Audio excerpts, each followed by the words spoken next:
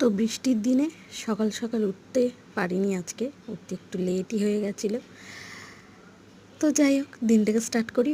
তো প্রথমেই উঠে আমি কিছু ফুল তুলে নিয়েছিলাম, গাছের খুব সুন্দর ফুল। তারপরে 1 কাপ দুধ চা। বৃষ্টির দিনে দুধ চা খাবো না, এটা আবার হয় নাকি? আফটারঅল আমি বাঙালি বস।